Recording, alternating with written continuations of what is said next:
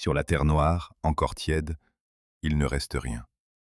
Le feu a tout emporté, et le vent charrie des cendres au-dessus d'un sol nu où plus aucune racine ne respire.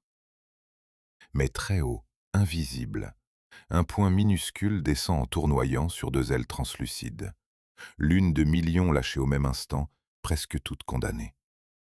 Il touche la cendre, roule, s'immobilise dans une fissure, et là, sur ce désert calciné où rien ne devrait pousser, quelque chose commence à vivre. Ce qui va sortir de cette graine, grande comme un grain de poussière, deviendra, en une seule vie d'homme, l'un des arbres les plus répandus de tout l'hémisphère nord, puis préparera, de ses propres mains, la forêt qui le chassera. Je suis Augustin Delacroix, et vous regardez les souffles du vivant. Aujourd'hui, l'héroïne de notre film porte une écorce blanche que vous reconnaîtriez entre mille. Le bouleau. Comment un arbre qui meurt jeune, qui périt de sa propre ombre et qui donne sa chair à tout ce qui l'entoure, a-t-il conquis un continent entier? Vous êtes sur le point de le voir naître, là où tout est mort. La cendre est encore chaude quand le vent dépose la graine. Autour d'elle, le paysage n'est une plaie noire, troncs calcinés dressés comme des piquets, sol craquelé, silence total. Aucun oiseau, aucun insecte, aucune verdure. Un lieu que la plupart des arbres fuiraient s'ils pouvaient fuir. Et pourtant, c'est précisément ici, sur cette désolation, que notre héroïne choisit de commencer sa vie. Là où le chêne échouerait, là où l'épicéa n'oserait même pas germer, cette poussière ailée s'installe et attend la première pluie. Il faut d'abord comprendre l'ampleur du pari. La graine du bouleau est parmi les plus légères du monde végétal. Ce n'est pas une noix lourde, protégée, patiente comme celle du chêne. C'est un minuscule fruit sec, muni de deux ailes membraneuses, si léger qu'un souffle l'emporte à des centaines de mètres, et le vent fort à des kilomètres. Un seul arbre adulte en libère des sommes qui dépassent l'imagination. Des centaines de milliers de graines par saison, et lors des bonnes années, des millions. Un nuage de vie lâché sur le monde, année après année. Pourquoi tant de graines? Parce que la quasi-totalité d'entre elles est vouée à disparaître. Elles tombent sur la roche, dans l'eau, sous une ombre trop dense, dans la gueule d'un oiseau. L'immense majorité ne germera jamais. Mais le bouleau ne compte pas sur chaque graine, il compte sur le nombre. Il inonde le territoire d'un tel déluge que, statistiquement, quelques-unes finiront par tomber au bon endroit. Et le bon endroit, pour lui, c'est justement ce qui repousse les autres. La terre nue, blessée, ouverte au soleil. Voilà tout le secret de ce que les botanistes appellent une espèce pionnière. Le bouleau est le premier à coloniser les lieux dévastés. Les incendies, les coupes forestières, les champs abandonnés, les bords de route, les terrils de mines, les carrières éventrées. Là où l'homme ou la nature ont mis la terre à nu, quelques années suffisent pour qu'une jeune bétulée se dresse déjà. Ce que l'on prenait pour un désert devient, presque du jour au lendemain, un bois clair et frémissant. Revenons à notre graine, immobile dans sa fissure de sambre. Elle a besoin de deux choses, et de deux choses seulement. De la lumière et un peu d'eau. Pas de sol riche, pas d'abri, pas de voisins bienveillants. Sa modestie et sa force. Quand la première pluie de printemps gonfle la cendre, la graine s'imbibe, se fend, et une racine minuscule plonge vers le bas tandis qu'une pousse fragile s'élève vers la lumière. Sur ce sol que tout le monde a fui, elle est seule, absolument seule. Et cette solitude, pour elle, est une chance inespérée. Car voici la question qui va nous accompagner.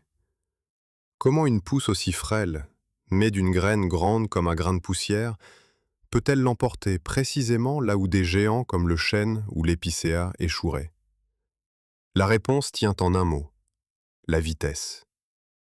Le bouleau est l'un des arbres à croissance la plus rapide des régions tempérées. Un jeune plant peut gagner plus d'un demi-mètre de hauteur en une seule année. Là où d'autres essences prennent leur temps, épaississent lentement leur tronc et bâtissent avec prudence, lui se rue vers le ciel. Cette hâte n'est pas un caprice, c'est une arme. Sur un terrain nu, inondé de soleil, la course est ouverte à tous, et le premier qui capte la lumière la vole à tous les autres. Le bouleau ne bâtit pas pour durer, il bâtit pour arriver en tête. Cette précipitation a une raison profonde. Le bouleau est un arbre extraordinairement avide de lumière. Il ne supporte pas l'ombre, pas même la sienne. Chaque rayon compte. Alors il déploie très vite une couronne légère, aérée, dont les feuilles fines pendent au bout de longs pétioles souples et tremblent au moindre souffle. Ce feuillage clairsemé laisse filtrer la lumière jusqu'au sol. C'est pourquoi une forêt de bouleaux paraît toujours plus claire, plus transparente qu'une sombre sapinière. Sous les bouleaux, l'herbe pousse drue, les jeunes plantes prolifèrent, et le bois entier semble baigné d'une lumière tamisée. Cette lumière qui traverse la couronne, retenez-la bien, car en laissant passer le soleil, le bouleau, sans le savoir, prépare déjà quelque chose qui le concerne directement. Car en laissant passer le soleil, le bouleau, sans le savoir, prépare quelque chose qui le concerne directement. Pour l'instant, notre jeune pousse ne pense qu'à monter. Le premier été, elle n'est qu'un fil vert de quelques centimètres, fragile, exposé, à la merci de la sécheresse et du gel. Le deuxième été, elle est déjà une baguette. Le troisième, un jeune arbre reconnaissable. En quelques saisons à peine, la cendre a disparu sous un tapis de verdure, et là où le feu avait tout tué, une vie neuve s'élance. C'est cette rapidité folle qui fait du bouleau le grand colonisateur des terres blessées de l'hémisphère nord, du cercle polaire aux montagnes du sud. Mais toute vitesse se paie, et c'est ici que l'histoire se retourne. Cette hâte qui donne la victoire au bouleau porte en elle sa propre condamnation. Un arbre qui pousse vite grandit dans le désordre. Son bois reste tendre, moins dense, plus vulnérable aux champignons qui, un jour, le dévoreront de l'intérieur. Le bouleau gagne la course de la jeunesse, mais il la gagne au prix d'une vie brève. Là où le chêne traverse les siècles, lui vit rarement au-delà d'une centaine d'années. Le prix de la vitesse, c'est une existence courte et intense, brûlée par les deux bouts. Et pourtant, cette stratégie de vie rapide et le mort précoce est l'une des plus victorieuses de toute l'histoire des arbres. Comment un tel paradoxe est-il possible? Comment un arbre condamné à mourir jeune peut-il conquérir un continent? La réponse ne se dévoilera pleinement qu'au terme de notre voyage. Pour l'heure, notre jeune bouleau tient debout, seul et fier sur son ancienne terre brûlée. Mais il ne peut pas rester seul. Sous la cendre, dans le noir du sol, ses racines fines tâtonnent déjà à la recherche d'un allié invisible, un partenaire tapi dans la terre, sans lequel aucun bouleau ne survivrait vraiment. Un pacte silencieux, vieux de millions d'années, s'apprête à se nouer sous nos pieds. Et ce que ses racines cherchent à toucher dans l'obscurité porte, étrangement, le nom même de l'arbre. Un promeneur s'agenouille dans un bois clair, écarte les feuilles mortes et cueille un champignon aux pieds lisses et au chapeau brun. Il le connaît bien, ce champignon des sous-bois clairs. Ce qu'il ignore, c'est que ce chapeau n'est que la partie visible d'un immense réseau caché, et surtout qu'il ne poussera jamais, au grand jamais, loin d'un certain arbre. Cherchez ce champignon dans une chênaie, dans une pinède, dans une hêtraie, vous ne le trouverez pas. Il n'apparaît qu'à l'ombre légère du bouleau. Son nom même le trahit, dans bien des langues, comme s'il portait l'arbre sur son dos. Et cette dépendance absolue cache l'un des pactes les plus anciens du monde vivant. Descendons sous la surface, là où notre jeune bouleau, tout à l'heure encore seul sur sa cendre, tend ses racines dans le noir. Ce qu'elle cherche, ce n'est pas seulement de l'eau, c'est un partenaire. Et ce partenaire est déjà là, invisible, tissé dans le sol sous la forme de fils blanchâtres plus fins qu'un cheveu, qui s'étirent sur des mètres à travers la terre. Ce feutrage souterrain, c'est le mycélium, le corps véritable du champignon, dont le chapeau que cueille le promeneur n'est qu'un fruit passager. Quand ces fils rencontrent la racine du bouleau, quelque chose d'extraordinaire se produit. Il ne l'attaque pas. Il l'enveloppe, la gaine, l'épouse, et forme avec elle un organe mixte, mi-arbre, mi-champignon, que les naturalistes appellent la mycorrhize. Le mot est savant, mais l'idée est simple, et c'est l'un des plus beaux marchés de la nature. Les fils du champignon prolongent la racine du bouleau bien au-delà de ce qu'elle pourrait atteindre seule.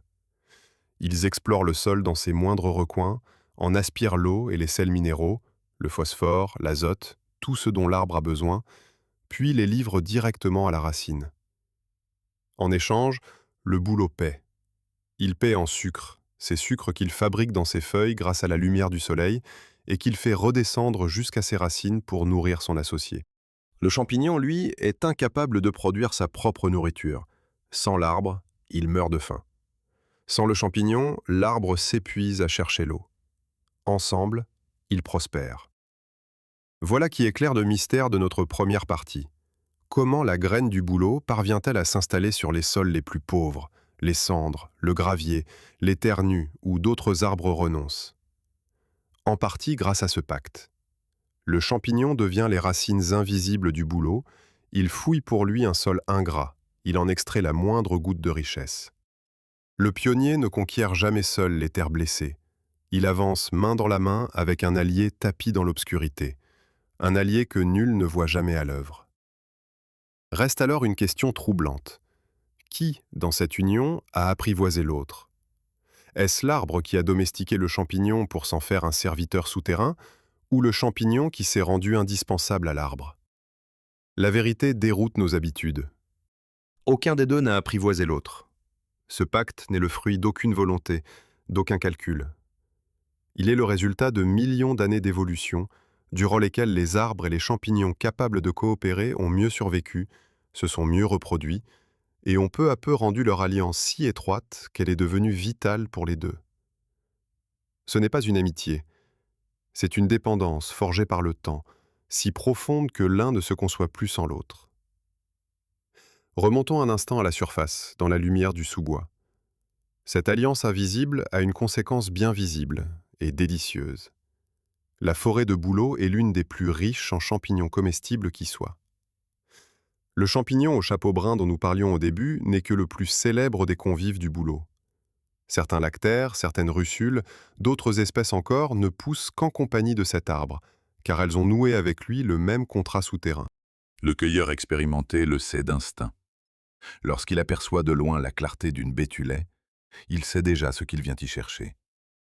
La blancheur des troncs, pour lui, est une promesse. Mais le bouleau ne se contente pas de nourrir des champignons et des hommes. Sous terre, ses racines accomplissent une autre tâche, plus discrète et tout aussi précieuse.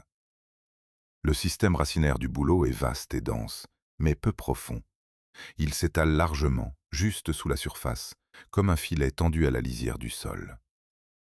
Cette architecture n'est pas la plus efficace pour puiser l'eau en profondeur, mais elle est redoutable pour une autre mission: retenir la terre. Les racines superficielles du bouleau agrippent les grains du sol, les ligaturent, les empêchent de glisser et d'être emportés par la pluie ou le vent. C'est pourquoi on plante souvent des bouleaux pour fixer les pentes fragiles, consolider les talus, arrêter l'érosion des terrains meubles. Ainsi, sur son ancienne terre brûlée, notre jeune arbre fait bien plus que grandir. Il tisse, avec son partenaire souterrain, un maillage vivant qui stabilise le sol, l'enrichit, le prépare. Ses feuilles, en tombant, se décomposent vite et forment peu à peu une mince couche de terre fertile là où il n'y avait que cendres et roches. La blessure se referme, le désert devient sol. Et tout cela, le bouleau l'accomplit en silence dans les premières années de sa courte vie. C'est ici que se dessine, une fois encore, la grande énigme de notre film. Ce pacte souterrain permet au bouleau de survivre là où nul autre ne s'aventure, de transformer la cendre en terre vivante. Mais en enrichissant ainsi le sol, en le rendant plus doux, plus fertile, plus accueillant, pour qui le bouleau travaille-t-il vraiment? La réponse, encore une fois, attendra le terme de notre voyage. Pour l'instant, retenons que le pionnier ne bâtit jamais seul, et qu'il ne bâtit peut-être pas pour lui. Nous avons vu comment le bouleau survit dans les profondeurs du sol, grâce à un allié invisible. Mais tout cela n'explique pas ce que l'on remarque en premier lorsqu'on l'aperçoit de loin, ce qui le distingue de tous les autres arbres de la forêt. Cette écorce d'une blancheur presque irréelle. Pourquoi le bouleau est-il blanc? On croit souvent que c'est une simple élégance, une coquetterie de la nature. La vérité est bien plus dure. Cette blancheur est une armure, forgée pour affronter une violence que la plupart des arbres ne subissent jamais. Une violence qui frappe, chaque année, entre le jour et la nuit. C'est la fin de l'hiver et le supplice commence. Le matin, le soleil bas frappe le tronc d'un arbre à l'écorce sombre. En quelques heures, cette face exposée se réchauffe, s'anime, dégèle. Les tissus vivants sous l'écorce se réveillent, croyant le printemps venu. Puis le soleil disparaît, la nuit tombe, et la température s'effondre brutalement, jusqu'à -20, -30 degrés.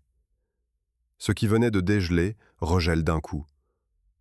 Le lendemain, tout recommence. Ce cycle infernal, jour après jour, déchire l'écorce des arbres, fend les troncs de longues cicatrices béantes, tue les tissus sensibles qui s'étaient laissés tromper.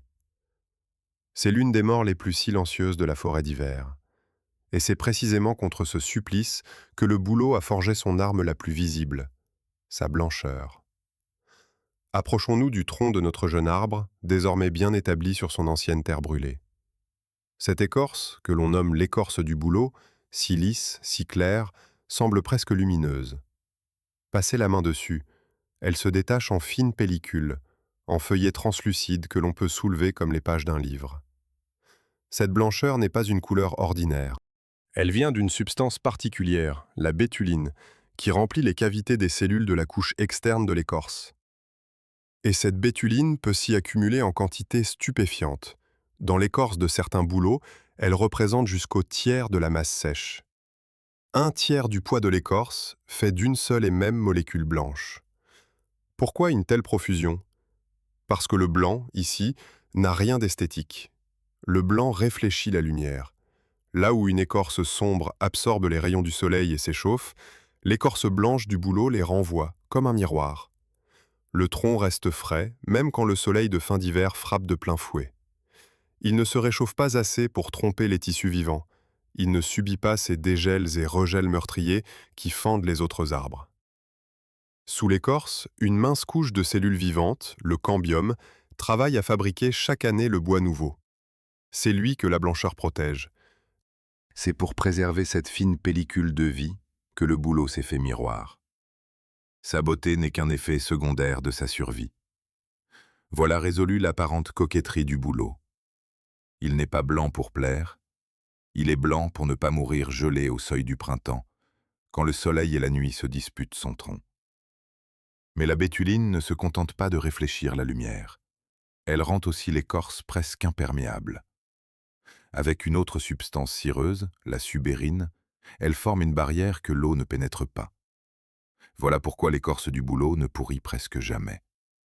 Les archéologues exhument des objets d'écorce restés des siècles dans la terre, parfois près d'un millier d'années, et retrouvent leur structure intacte, souple, lisible. Le bois se décompose, disparaît, retourne à la poussière. L'écorce, elle, résiste au temps comme peu de matière vivante. Regardons de plus près cette écorce prodigieuse. Elle n'est pas d'un seul tenant.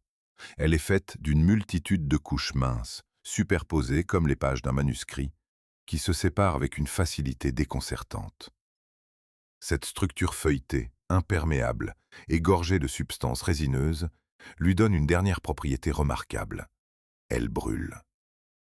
Roulée en tube, une écorce de bouleau s'enflamme d'une seule étincelle et brûle même légèrement humide, car l'eau glisse sur elle sans la pénétrer.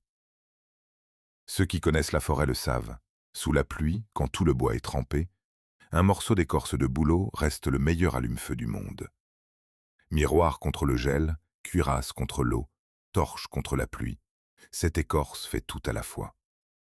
Et sur le tronc, ce ne sont pas seulement des taches de blanc. Regardez ces courtes stries sombres, ces petits traits horizontaux qui ponctuent la surface claire. Ce ne sont pas des blessures, ni un simple décor. Ce sont des lenticelles, de petites zones poreuses par lesquelles l'écorce respire. Car sous cette cuirasse imperméable, les tissus vivants du tronc ont besoin d'échanger des gaz avec l'air, de respirer eux aussi. Les lenticelles sont les fenêtres de cette armure, les points par lesquels le bouleau laisse passer un souffle. L'écorce blanche est donc un paradoxe achevé, imperméable et pourtant respirante, morte en surface et vivante en dessous, close et ouverte à la fois. Le temps passe et l'armure elle-même se transforme. Chez le jeune bouleau, tout le tronc est d'un blanc immaculé. Mais à mesure qu'il vieillit, sa base s'assombrit, s'épaissit, se creuse de profondes crevasses, se couvre d'une écorce noire et rugueuse qui grimpe peu à peu le long du tronc, comme une jupe sombre qui monte avec l'âge. Seule la partie haute conserve la blancheur de la jeunesse. Ainsi, à distance, on peut deviner l'âge d'un bouleau à la hauteur de cette noirceur. Plus la base sombre est haute, plus l'arbre a vécu de saison. L'écorce raconte le temps. Revenons un instant à la grande question de notre film. Cette écorce blanche, née pour survivre au gel, est aussi ce qui rend le bouleau reconnaissable entre mille, ce qui a fait de lui l'arbre le plus aimé, le plus peint, le plus chanté de tout l'hémisphère nord. Et cette même blancheur qui laisse la forêt claire, qui laisse filtrer la lumière, prépare en silence quelque chose que nous éclaircirons à la fin. Une arme de survie devenue emblème, une molécule de défense devenue symbole. Voilà déjà tout le mystère du bouleau résumé dans une couleur. Car cette bétuline, cette substance qui blanchit l'écorce et repousse le gel, ne s'arrête pas là. Longtemps, on n'a vu en elle qu'un pigment, une simple curiosité de la chimie végétale. Puis les chercheurs se sont penchés dessus, l'ont isolée, l'ont transformée, et ont découvert qu'elle possédait des propriétés bien plus troublantes qu'un simple reflet blanc. Aujourd'hui, dans des laboratoires du monde entier, des scientifiques étudient cette molécule tirée de l'écorce du bouleau et se demandent si elle ne cacherait pas, au cœur de sa blancheur, un pouvoir que nul n'avait soupçonné.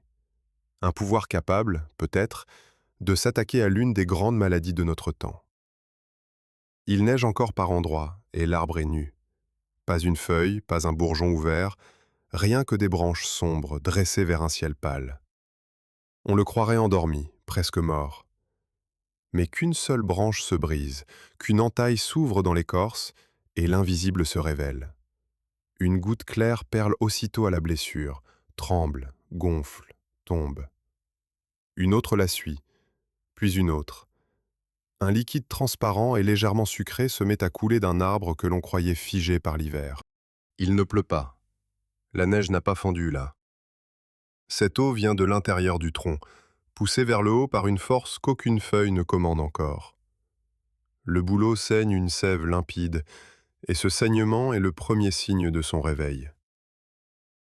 Voici l'un des moments les plus étranges de toute l'année végétale. Au tout début du printemps, avant même que les feuilles ne se déploient, une intense montée de sève s'empare du bouleau. Les racines, réchauffées par le sol qui dégèle plus tôt que l'air, se réveillent avant la couronne. Elles se mettent à pomper dans la terre l'eau chargée de sucre et de minéraux que l'arbre avait mise en réserve, et à la propulser vers le haut, le long du tronc, pour préparer la future explosion des feuilles. Si l'on entaille ou perce l'écorce à ce moment précis, cette sève jaillit de la plaie. C'est la fameuse sève de bouleau. Mais une énigme se cache derrière cette scène si simple. Comment le bouleau parvient-il à faire monter l'eau si haut, jusqu'au sommet de sa couronne, alors qu'il n'a pas encore une seule feuille? Car d'ordinaire, ce sont les feuilles qui tirent l'eau vers le haut. En transpirant, en laissant l'eau s'évaporer par leurs pores, elles créent une aspiration continue qui hisse la sève depuis les racines, comme on aspire à la paille. C'est ainsi que fonctionne la plupart des arbres en pleine saison. Or, au début du printemps, cette pompe-là n'existe pas encore. Les feuilles ne sont pas nées. L'aspiration par le haut est impossible. Et pourtant, la sève monte. D'où vient donc la force qui la pousse? La réponse est cachée sous nos pieds, dans les racines. Ce n'est pas le haut de l'arbre qui tire, c'est le bas qui pousse. Les racines du bouleau, gorgées d'eau et de sel, développent au printemps une pression interne considérable, ce que l'on appelle la pression racinaire. Elles absorbent l'eau du sol avec une telle avidité qu'elles la refoulent activement vers le haut, à la manière d'une pompe qui pousse au lieu d'aspirer. Cette pression est parfois si puissante que la sève est littéralement expulsée de la moindre entaille. Voilà pourquoi une simple branche coupée se met à goûter presque aussitôt. Ce n'est pas la gravité vaincue par une aspiration, c'est une poussée venue des profondeurs, une force qui monte du sol et gonfle tout l'arbre de l'intérieur. Que contient donc cette sève que l'arbre fait ainsi jaillir? Elle est faite d'eau, avant tout, mais d'une eau précieuse. On y trouve des sucres, du fructose et du glucose, en petite quantité, qui lui donnent sa saveur douce. On y trouve des acides organiques, des vitamines, et surtout de nombreux minéraux tirés du sol. Du potassium, du calcium, du magnésium, du manganèse, du phosphore, du fer. C'est un concentré discret de tout ce que les racines ont su arracher à la terre pendant que le reste de l'arbre dormait. Un seul bouleau peut livrer, au cours d'une saison, une quantité considérable de cette sève. Mais tout est affaire de mesure. Une récolte excessive épuise l'arbre et l'affaiblit durablement, tandis qu'un prélèvement modéré, suivi d'un soin de la plaie, ne nuit pas à un bouleau en bonne santé. La récolte de la sève de bouleau est une tradition ancienne dans bien des pays du Nord. On la boit fraîche, comme une boisson printanière rafraîchissante, à peine sucrée, avec ce léger goût de terre et de sève qui annonce la fin de l'hiver. Mais elle se conserve mal. En 2 ou 3 jours à peine, elle commence à fermenter. Alors on la transforme. On en fait un breuvage fermenté que l'on aromatise, on en tire des sirops, et surtout, en la faisant longuement bouillir, on obtient un sirop de bouleau épais et rare. Ce sirop mérite qu'on s'y arrête, car il illustre à merveille l'avarice généreuse du bouleau. On le compare souvent au sirop d'érable, mais il est bien plus difficile à produire. La raison est arithmétique. La sève de bouleau contient beaucoup moins de sucre que celle de l'érable. Pour obtenir un seul litre de sirop, il faut donc faire évaporer plusieurs fois plus de sève que pour l'érable. Des dizaines et des dizaines de litres de sève claire pour un seul litre de sirop sombre et concentré. Voilà pourquoi le sirop de bouleau reste un produit rare et coûteux, au goût singulier, légèrement caramélisé, minéral, différent de la douceur franche de l'érable. Dans certains pays du Nord et au Canada, sa fabrication est devenue un artisanat discret mais reconnu. Mais revenons à l'arbre lui-même et à ce qu'il traverse en cet instant. Ce printemps où la sève jaillit est un paradoxe cruel. C'est le moment où le bouleau déploie sa plus grande force, où toute l'énergie amassée pendant l'hiver remonte des racines pour lancer une nouvelle année de vie. Et c'est en même temps le moment où il est le plus vulnérable. Chaque entaille le fait saigner. Chaque blessure ouverte, mal refermée, devient une porte pour les infections et les champignons. Sa puissance et sa fragilité culminent au même instant, dans la même montée de sève. Cet arbre qui déborde de vie est aussi, ce jour-là, un arbre à vif. Et cette montée de sève n'est encore qu'un prélude. Car ce que les racines poussent vers le haut, le long du tronc, ne sert qu'à préparer ce qui vient ensuite. Là-haut, sur les branches nues, quelque chose attend depuis l'automne dernier, patient, comprimé, gorgé de la force qui monte. Bientôt, très bientôt, ces réserves silencieuses vont s'ouvrir d'un coup et libérer dans l'air quelque chose d'invisible, de léger, d'innombrable. Quelque chose qui, porté par le vent, franchira des kilomètres et touchera, sans le vouloir, des millions d'êtres humains. Une petite grappe pendante, brune et compacte, accrochée depuis l'automne à l'extrémité d'une branche, a passé tout l'hiver ainsi, serrée, immobile, indifférente au gel. On l'aurait prise pour un débris, un reste sec de la saison morte. Mais voici que la sève monte, que l'air tiédit, et la petite grappe se met à changer. Elle s'allonge, se ramollit, jaunit, se pare d'écailles qui s'écartent.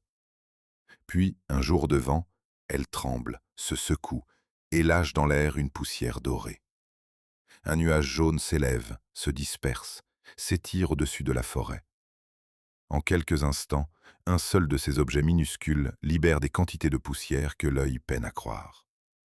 Et ce nuage, si léger, va parcourir des distances immenses. Cette grappe pendante, c'est le chaton mâle du bouleau, et la poussière dorée qu'il libère, c'est le pollen. Nous voici au cœur de la reproduction de l'arbre, et elle mérite qu'on la comprenne, car elle est d'une prodigalité extrême. Le bouleau est ce que les botanistes appellent une espèce monoïque. Un même arbre porte à la fois les fleurs mâles et les fleurs femelles. Les fleurs sont réunies en chatons, ces petites grappes souples et pendantes.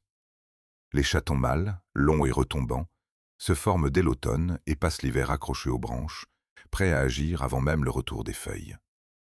Les chatons femelles, plus courts, plus discrets, apparaissent au printemps. Le bouleau ne confie sa descendance ni aux abeilles ni aux papillons. Il ne fabrique pas de fleurs colorées, pas de nectar, pas de parfum pour séduire un insecte. Il choisit un messager plus vaste, plus aveugle, plus puissant. Le vent. Et pour que le vent réussisse là où l'insecte serait précis, il faut compenser le hasard par le nombre. Un chaton mâle libère une quantité de pollen que l'esprit a du mal à saisir, et un seul arbre en produit des sommes colossales. Ce pollen est si fin, si léger, qu'il flotte des heures dans l'air et voyage sur des kilomètres, bien au-delà de la forêt qu'il a vu naître.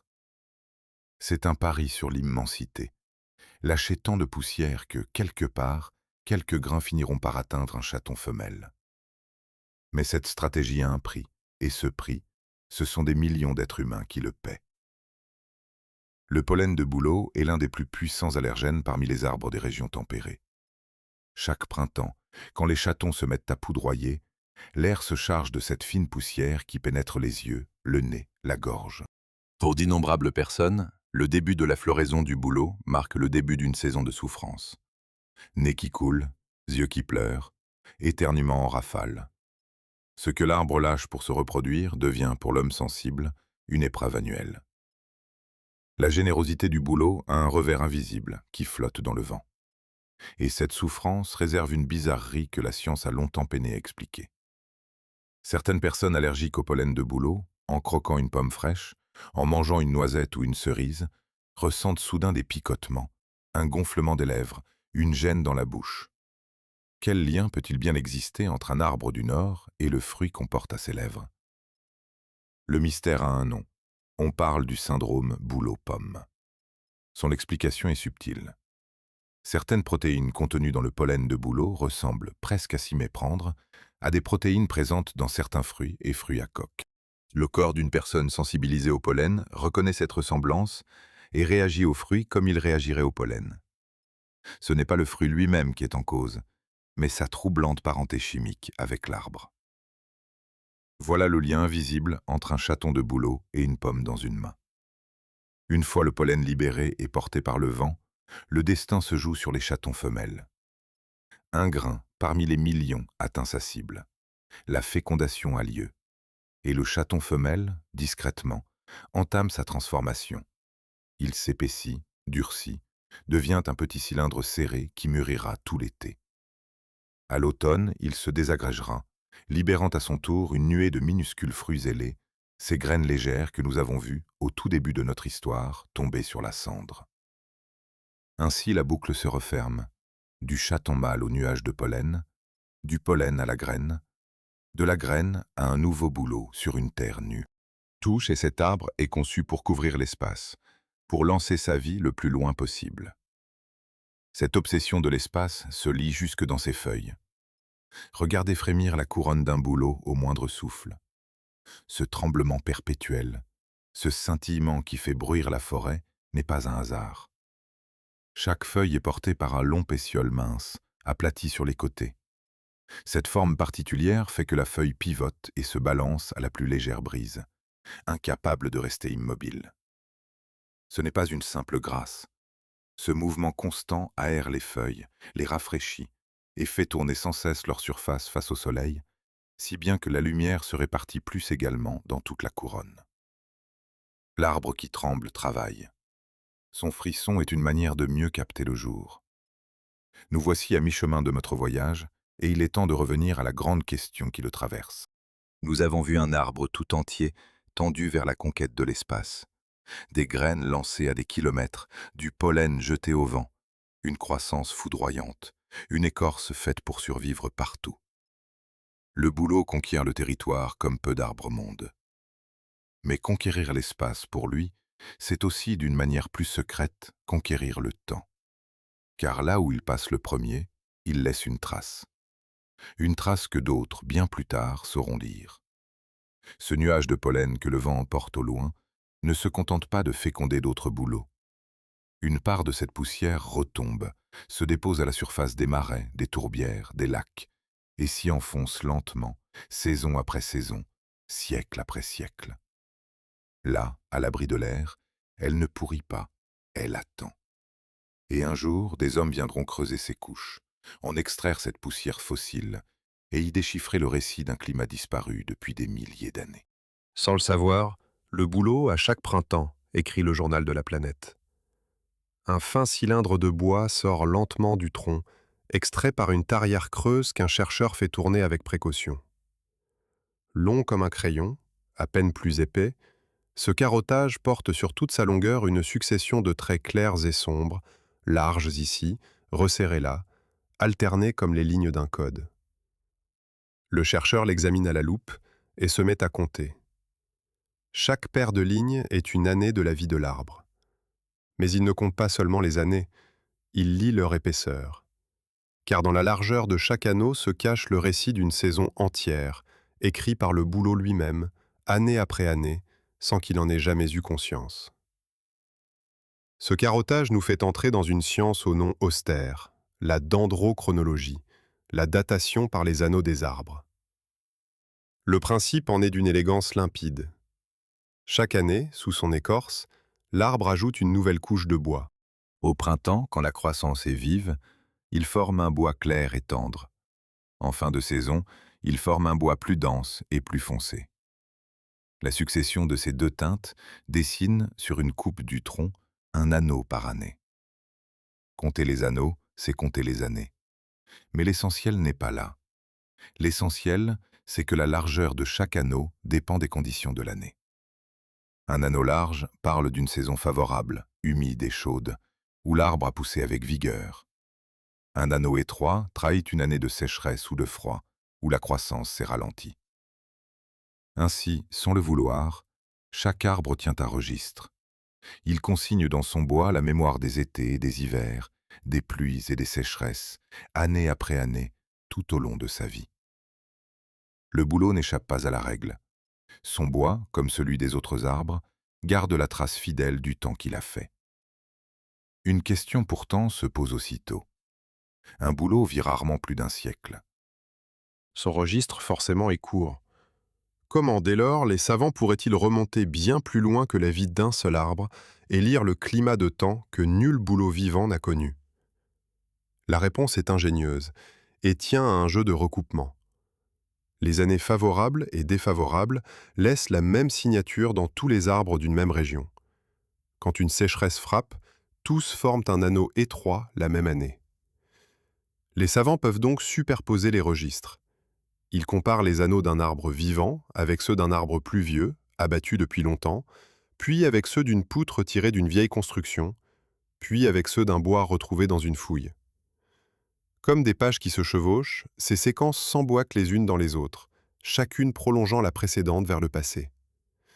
De proche en proche, on remonte ainsi bien au-delà de la vie d'un seul arbre, sur des siècles, et l'on parvient même à dater un événement à l'année près. Une simple poutre, un morceau de bois de bouleau enfoui, devient une horloge oubliée que l'on rallume.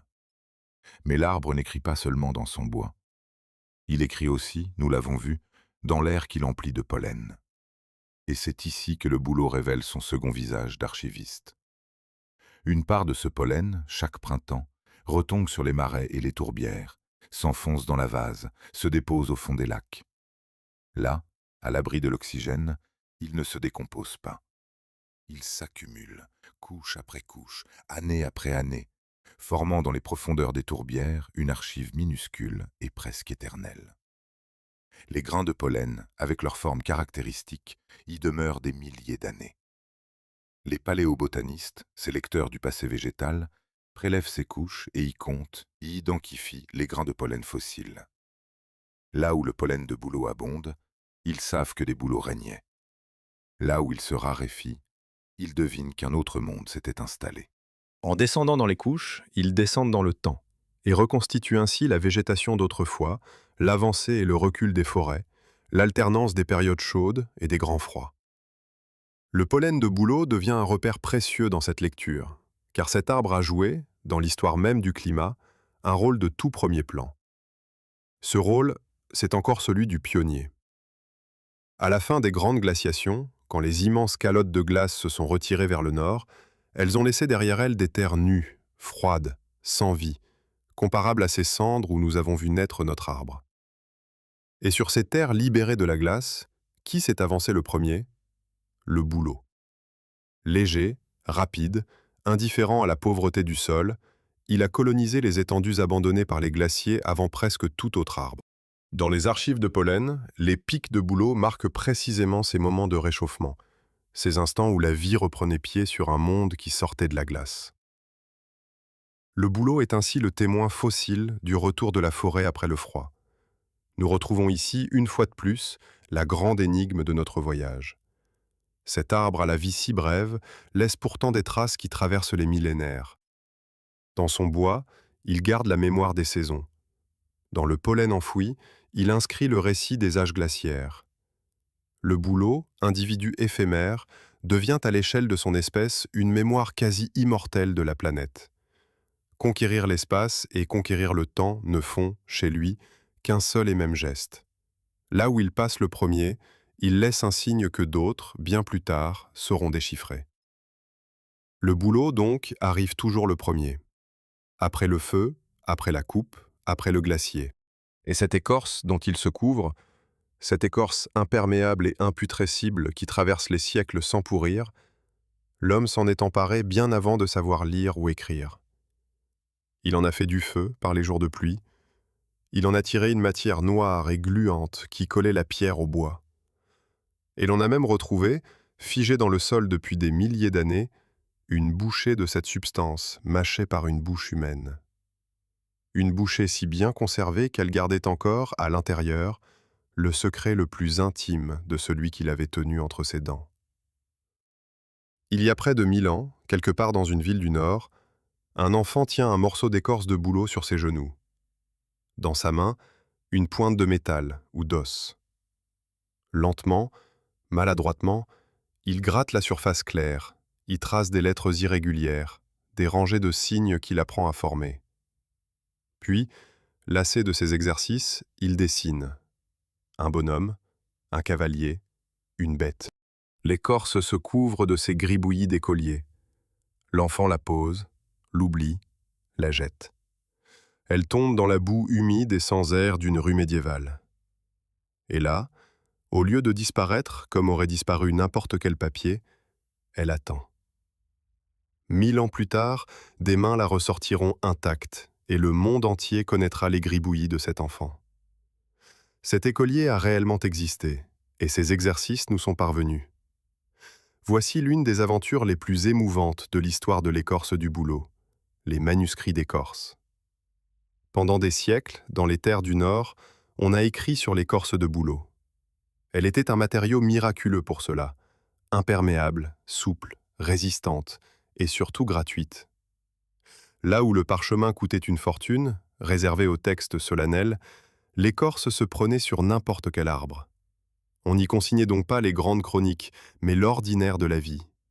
Et c'est ce qui rend ces documents si bouleversants.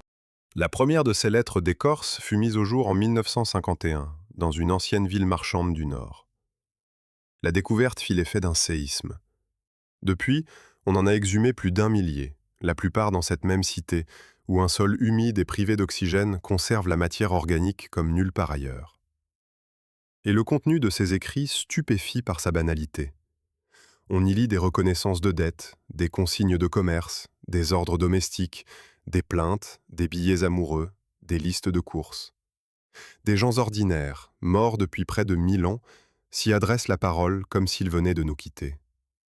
Une bru s'y querelle, un marchand y réclame son dû, un homme y écrit à celle qu'il aime. Ces bouts d'écorce ont fait bien plus que nous distraire. Ils ont renversé une certitude. On croyait que, dans ces sociétés médiévales, seuls les princes et les moines savaient lire et écrire. Les lettres d'écorce ont prouvé le contraire. Écrivaient aussi les marchands, les artisans, les femmes, et même les enfants, comme ce petit écolier dont les dessins et les premières lettres nous sont parvenus. La modeste écorce de bouleau a ouvert aux historiens une fenêtre sur la vie quotidienne d'un monde qu'on croyait muet. Elle a rendu la parole à ceux que l'histoire, d'ordinaire, n'entend jamais. Une question, cependant, mérite d'être posée. Pourquoi l'écorce du bouleau, et non la pierre, le métal, l'argile? Parce qu'elle réunit ce qu'aucun autre matériau naturel n'offre à la fois. Elle est assez tendre pour qu'on y grave sans effort, assez souple pour qu'on la roule et la transporte, et surtout, grâce à ses substances résineuses, assez imputrescibles pour défier le temps. Là où le papier moisit, où le bois pourrit, où la pierre est trop lourde pour porter un mot d'amour, l'écorce traverse les siècles sans faiblir. Elle est le seul matériau vivant assez humble pour recevoir l'ordinaire et assez durable pour le sauver de l'oubli. Et cet usage ne fut pas l'apanage d'un seul peuple. Loin de là, dans les montagnes de l'Himalaya, on écrivit aussi sur l'écorce d'un bouleau à la peau d'une blancheur éclatante, bien avant que le papier ne se répande. Sur ces feuillets d'écorce, on copia des textes sacrés, des manuscrits anciens dont certains nous sont parvenus, précieux témoins des savoirs et des croyances d'autrefois.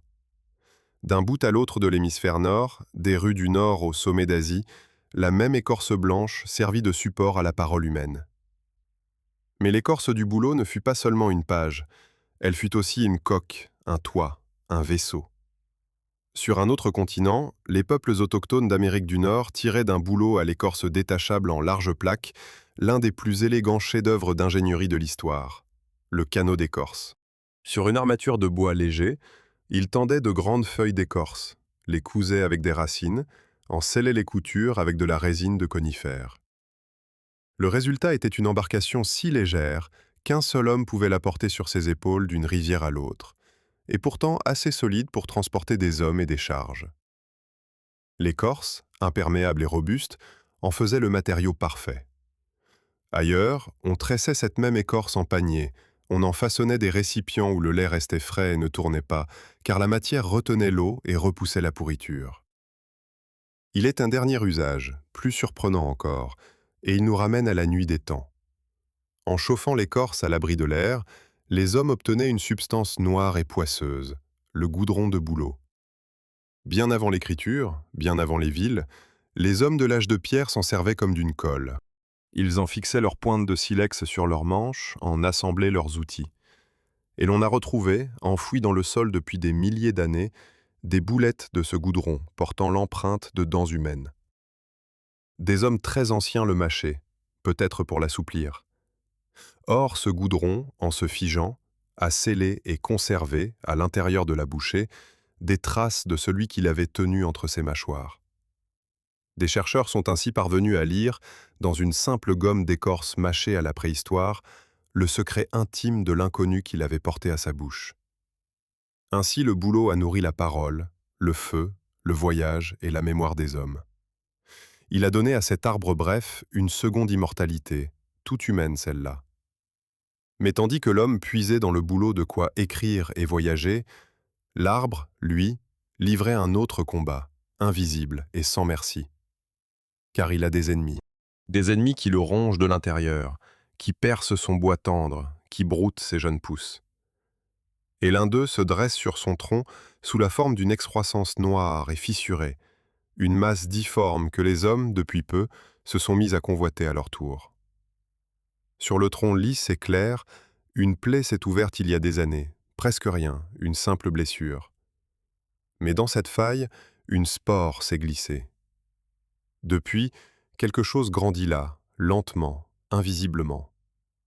Année après année, une masse noire enfle sous l'écorce, crevasse la surface blanche, jaillit du tronc en une excroissance difforme, dure comme du charbon, fendillée comme une écorce brûlée.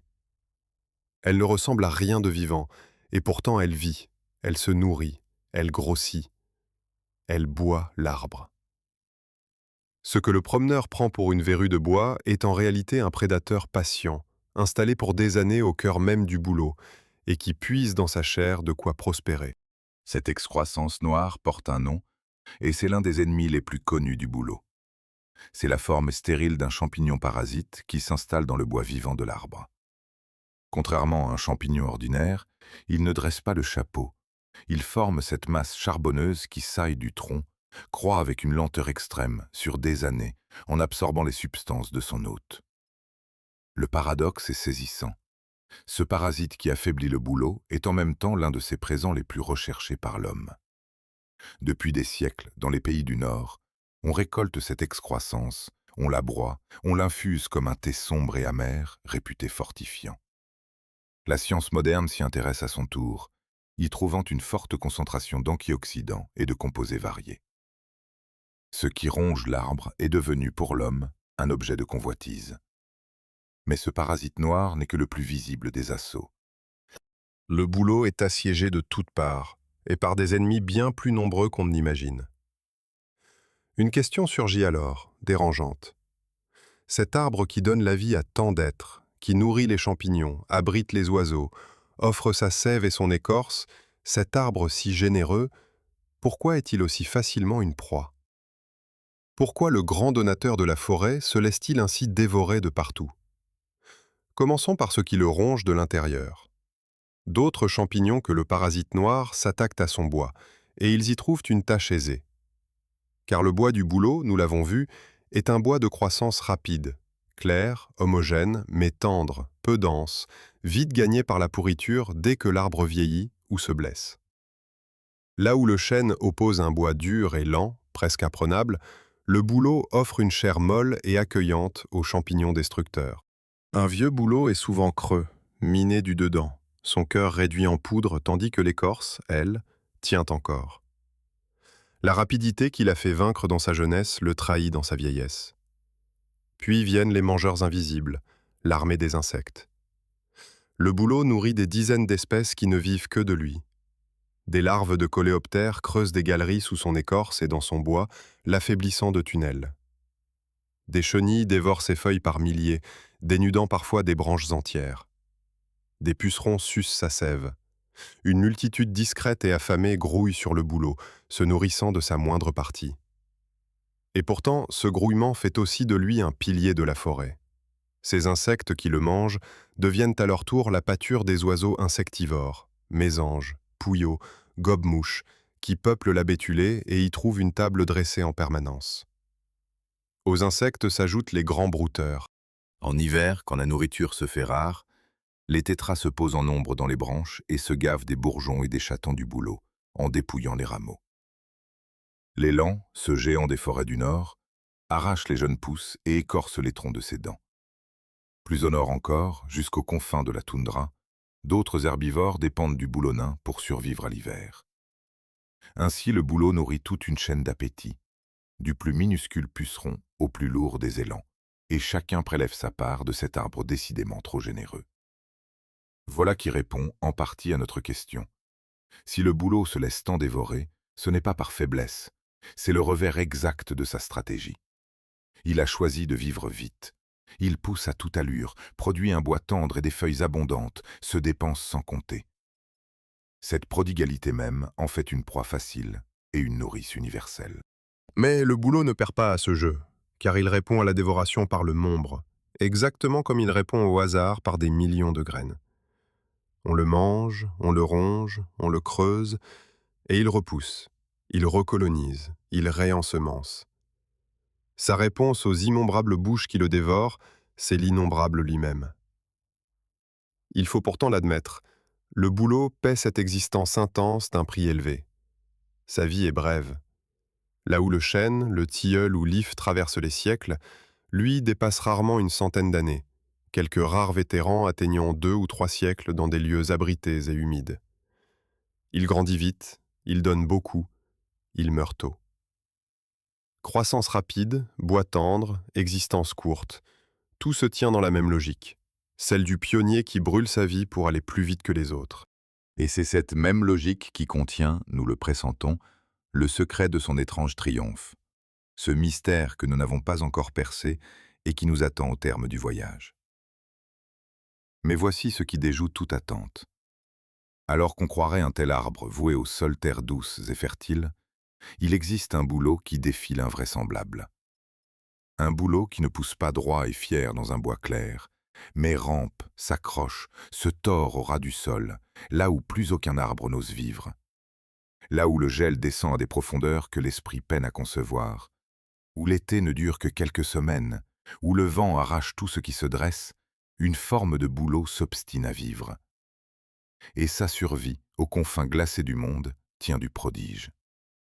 Le vent hurle sur une plaine sans arbres. Ici, à la lisière du monde habitable, rien ne se dresse.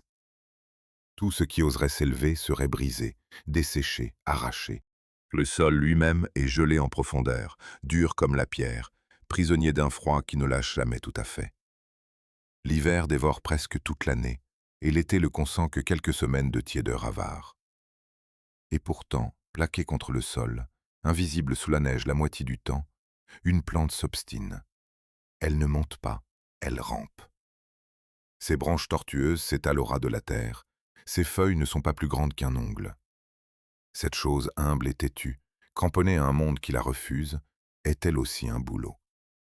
Le plus petit, le plus dur, le plus héroïque de tous. Ce bouleau nain est l'exact opposé des grands arbres clairs que nous avons suivis jusqu'ici. Il dépasse rarement le demi-mètre.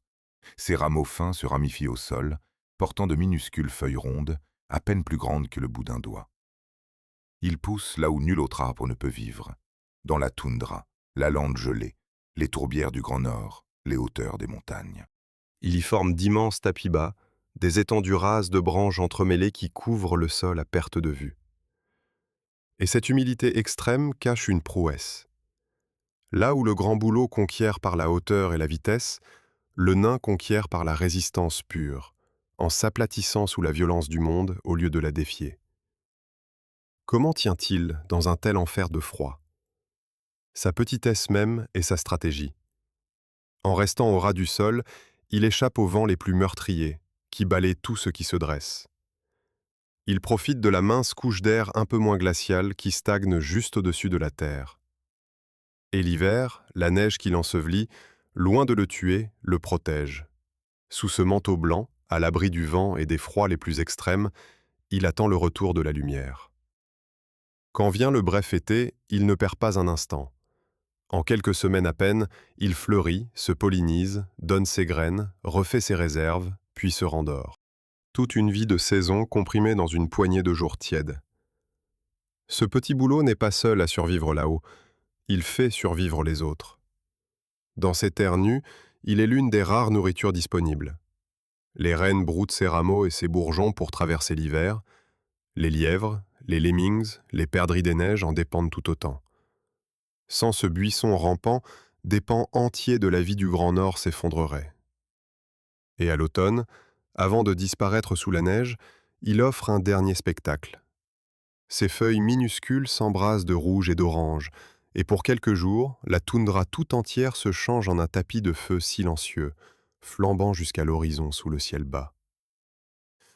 Mais le bouleau nain n'est que l'un des visages d'une famille bien plus vaste et bien plus étrange qu'on ne l'imagine. Car voici une vérité qui déjoue toutes nos habitudes.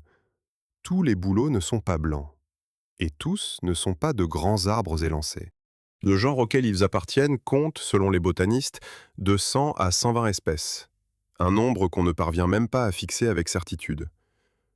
Pourquoi cette imprécision? Parce que les bouleaux se croisent entre eux avec une facilité déconcertante, formant des hybrides, des formes intermédiaires qui défient les classifications et mettent en échec les spécialistes les plus chevronnés. Le bouleau est un genre insaisissable, en perpétuel mélange, qui refuse de se laisser enfermer dans des cases nettes. Parcourons un instant cette étonnante parenté. Sur les pentes rocheuses et les sols volcaniques de l'Extrême-Orient pousse un bouleau à l'écorce sombre, gris-jaune, capable de s'accrocher à la pierre et de croître sur les terrains les plus ingrats, en troncs tordus et contournés comme sculptés par le vent. Au sud-est d'un autre continent, un bouleau des rivières arbore une écorce brun rosé qui s'exfolie en lambeaux et se plaît les pieds dans l'eau, au bord des cours d'eau et dans les basses terres humides. Un autre encore se distingue par une écorce d'un bronze doré et un bois dur et précieux. Et dans les hautes montagnes d'Asie, ce bouleau a la peau d'une blancheur éblouissante, celui-là même dont on fit des manuscrits sacrés.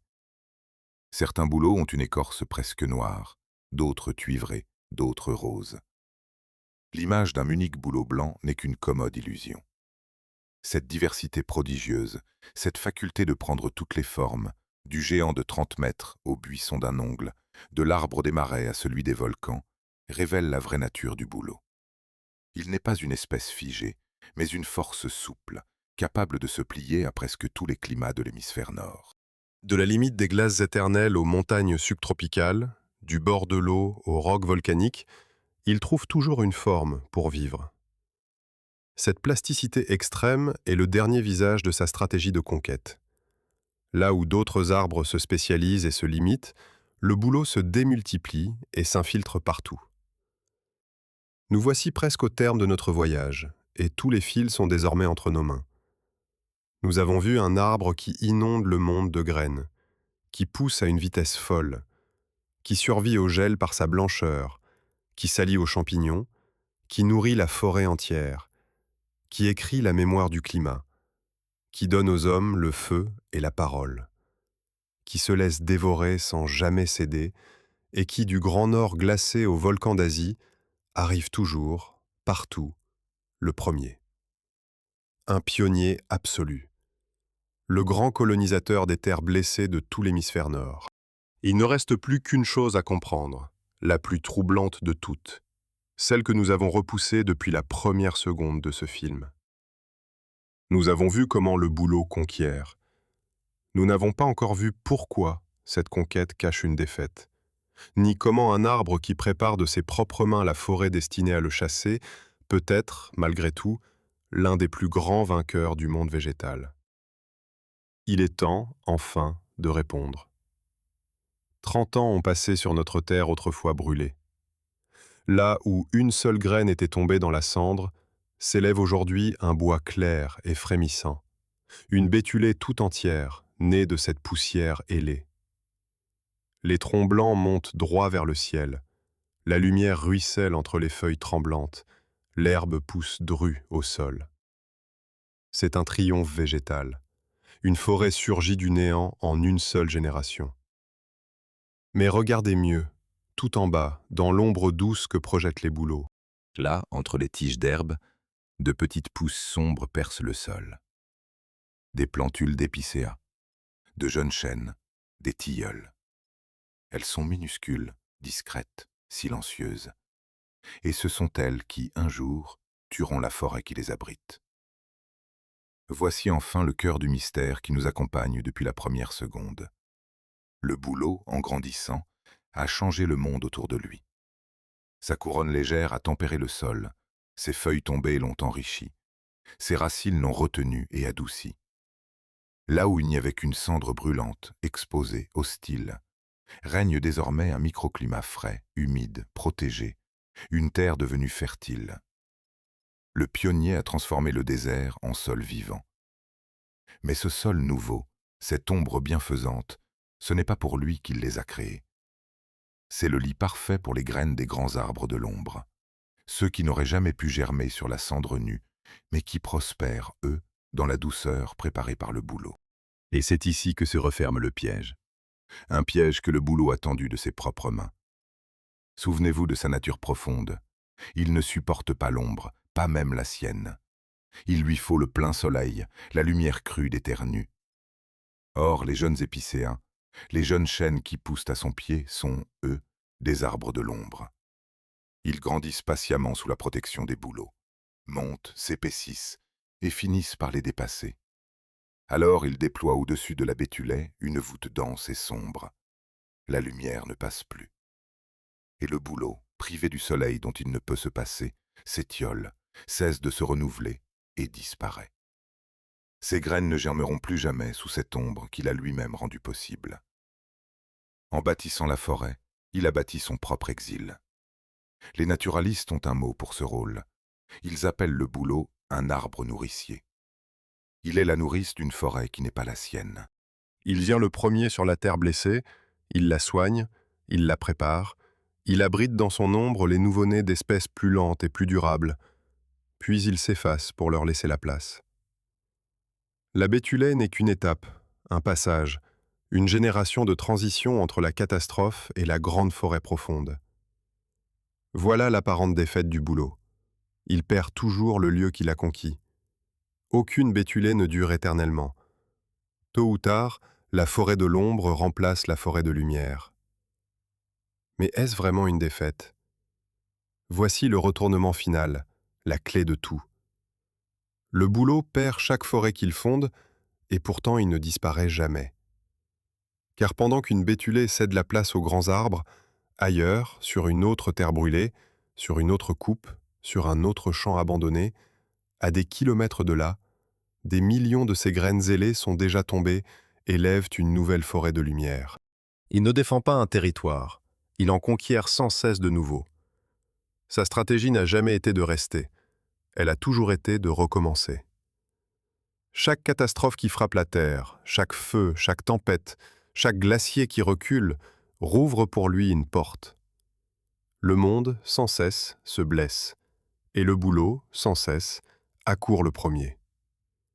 C'est en cela que réside son étrange et immense triomphe. L'individu est bref, oui. Chaque arbre meurt jeune, chaque bétulé s'efface. Mais l'espèce, elle, est presque immortelle, précisément parce qu'elle a renoncé à durer sur place. Là où le chêne mise sur la longévité d'un seul géant, le bouleau mise sur le renouvellement perpétuel de multitudes. Vivre vite, mourir jeune, préparer la terre pour d'autres, et repartir ailleurs recommencer. Cette stratégie, qui semblait une faiblesse, est l'une des plus victorieuses de toute l'histoire des arbres. Elle a fait du bouleau le grand colonisateur de l'hémisphère nord, du cercle polaire aux montagnes du sud, l'un des arbres les plus répandus de la planète. Il a conquis un continent non pas en s'accrochant, mais en lâchant prise, sans cesse, pour mieux renaître ailleurs. Ainsi se dénoue le paradoxe posé au premier instant de ce film.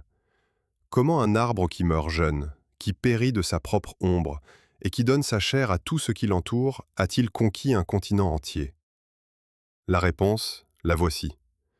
Il a conquis justement parce qu'il meurt jeune, parce qu'il périt de sa propre ombre, parce qu'il se donne. Sa générosité n'est pas une faiblesse, c'est son moteur. Sa brièveté n'est pas une malédiction, c'est sa vitesse. En préparant sans relâche la forêt qui le chasse, il s'assure qu'il y aura toujours, quelque part, une terre neuve à conquérir. Le bouleau est le vainqueur qui gagne en perdant. Et l'homme, dans tout cela, marche à ses côtés depuis toujours. Depuis les boulettes de goudron mâchées à l'âge de pierre jusqu'aux lettres d'écorce des cités médiévales, depuis les canaux des grands lacs jusqu'aux sirops rares et aux remèdes d'aujourd'hui, le bouleau a nourri, soigné, éclairé, transporté et instruit les peuples du Nord. Reste, entre l'homme et l'arbre, une exigence de mesure. Prélever la sève sans épuiser l'arbre, prendre l'écorce sur le bois mort plutôt que d'écorcher le vivant, protéger les bétulets plutôt que de les épuiser. Sur ces questions, les avis diffèrent et les pratiques varient selon les lieux et les traditions. Une chose demeure certaine, cet arbre modeste, ni majestueux comme le chêne, ni sombre comme l'épicéa, a lié son destin au nôtre pour des millénaires et continue, à chaque printemps, de recommencer le monde. Voilà, mes amis, l'histoire du bouleau, l'arbre qui bâtit des forêts qui ne seront jamais les siennes. Si ce voyage vous a fait regarder autrement ce tronc blanc que vous croiserez demain, laissez un pouce levé et abonnez-vous à la chaîne pour ne rien manquer des prochains souffles du vivant. À très bientôt, sous d'autres feuillages.